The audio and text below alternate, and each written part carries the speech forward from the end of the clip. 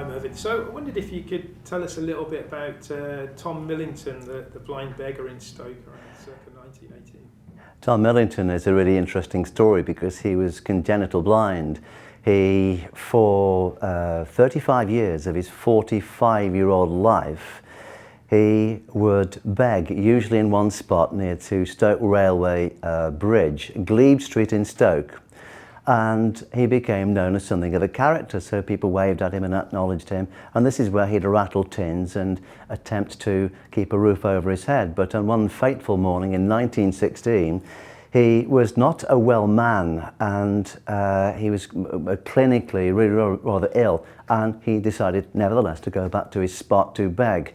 He died that day, and subsequently he was very missed by all the workers who passed him in the morning. And the question here is, was this an isolated case? Was this in any way common? It's interesting that in 1918 there's a local Labour meeting in Hanley, and it was stated at the meeting that at that time the streets were, if not replete, they were dotted with people who were paralysed, deaf, dumb, blind, and trying to get on in life by seeking charity. So Tom Millington is not an isolated case. Do you think there are more disabled people in Stoke-on-Trent than other areas? I remember you spoke a little bit about the eye condition, the degenerative sight condition. So I wondered if you could expand on that a little bit. Was it a kind of hotbed of disability, Stoke, in that era? The question then is the same question as now. How visible is disability? There is one thing for sure, that working conditions in the remote past in Stoke-on-Trent, particularly in industry, lent themselves to all kinds of debilitating conditions.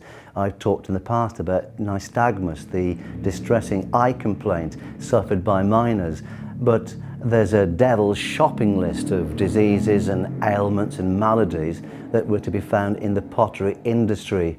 People shaking with all kinds of paralysis brought on by lead poisoning and so on.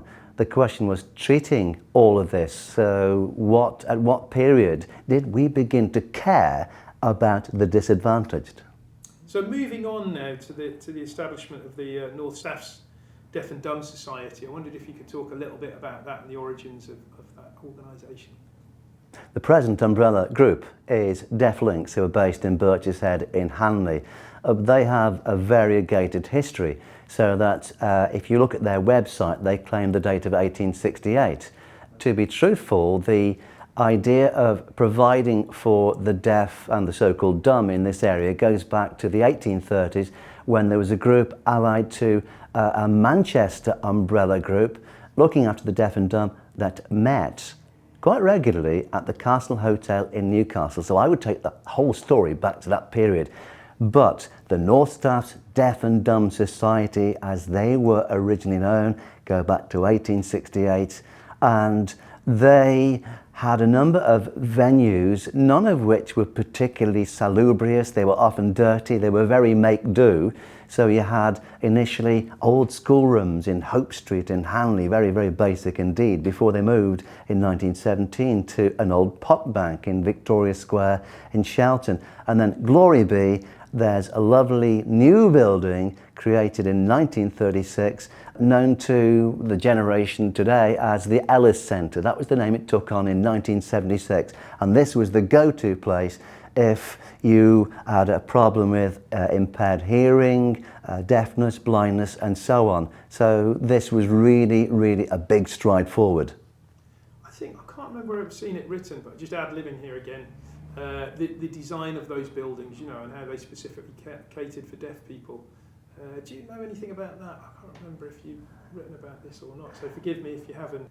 Well, the new centre in Shelton, Wellesley Street, by the way, opened in 1936, and by this stage there was a great deal more concern about the layout and how it might advantageously affect the people who are going to be using. And this can be seen also at the workshops for the blind in Fenton, which were opened in a similar period, 1934, And if you went into that quite vast building, Art Deco of course, you'd have quite wide corridors, you'd have handrails for the blind so they could navigate from A to B, and you also had swing doors. All this is borne in mind because of the people that they were likely to have to accommodate. So in 1934 there were about 114 people initially catered for at the workshops of the line in Fenton, although it had a capacity for 150. So lots of scope for development there.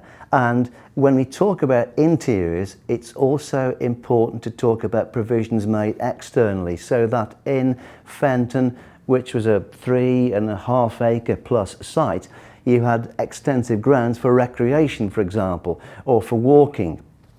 You've got this point on, jumping back into order now, how the pottery firms were well placed to provide employment to the disabled. Well, the pottery firms did occasionally have to have their arms twisted up their backs.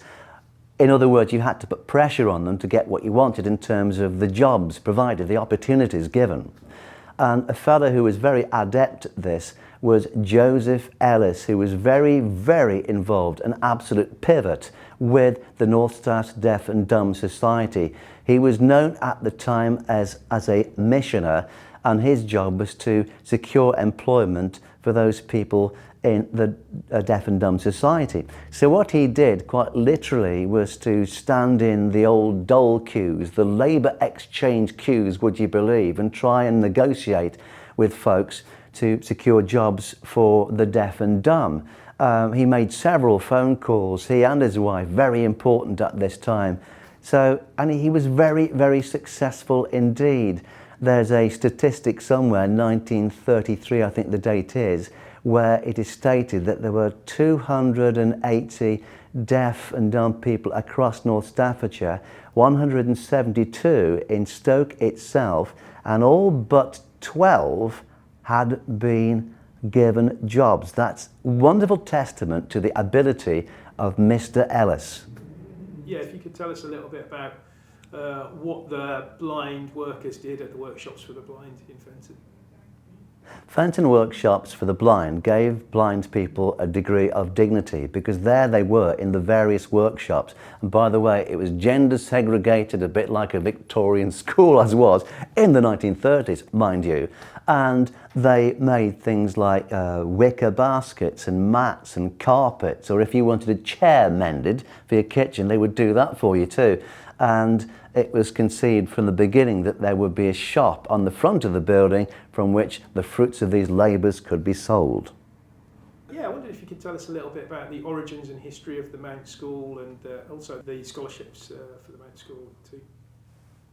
The Mount building in Penkle has a wonderful history, built as a mansion for Josiah Spode, the master potter, in 1803. But today we're interested in that period, 1897 to 2000, when it was the Mount School for the deaf and dumb, and they also catered for the blind, by the way. So the Mount School, we'll call it by way of shorthand.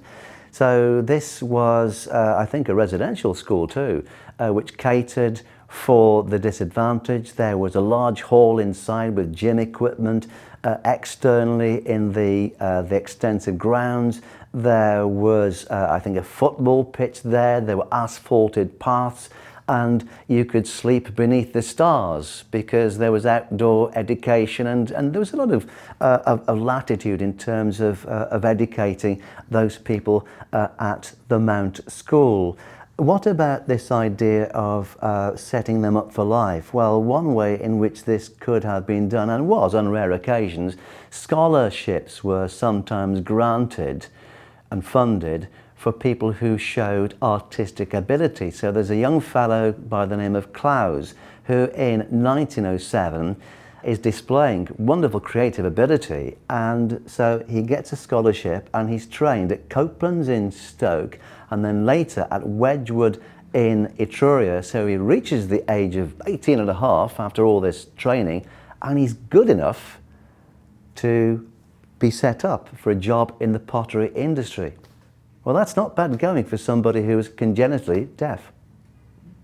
This is a report of Staffordshire County Education Committee, and there's a fella on their board called Mr. E.V. Greatbatch who presents his fellow committee members with a plate, a wonderful plaque that this youngster has created, and it's got scrolls on it and lots of decorations and illustrations of bindweed, and it's really rather lovely, and he's just promoting this, as it were, as a very good example of what you can do if you have the will to give the disadvantaged a chance.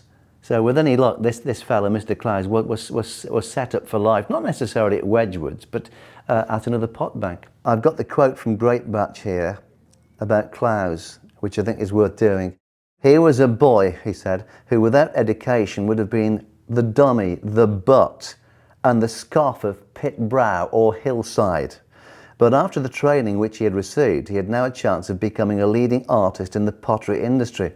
I think it's a lovely way of summing up the achievement of Mr. Clowes.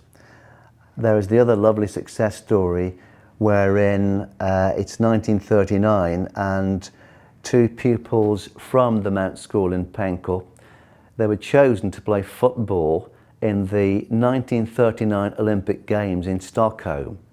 Well, what an adventure for deaf and dumb people. That's fantastic. And it just shows what they can achieve. Well, Millicent, Duchess of Sutherland, a really interesting figure because her politics, according to her biographer, were near socialist. So this is a lady with blue blood who actually did care. So that, for example, every Christmas you'd normally find her in a workhouse or a children's home of some kind, singing for them, bringing gifts and various largesse, and she really did care. Beyond that, she was a lady who was concerned about a wide range of social issues, including what were at one time known as cripples. We're reminded that the language has changed since then. We don't use cripples, we don't use dumb to describe the deaf and dumb. We say disadvantaged. But she's a pivotal figure in late Victorian and Edwardian times.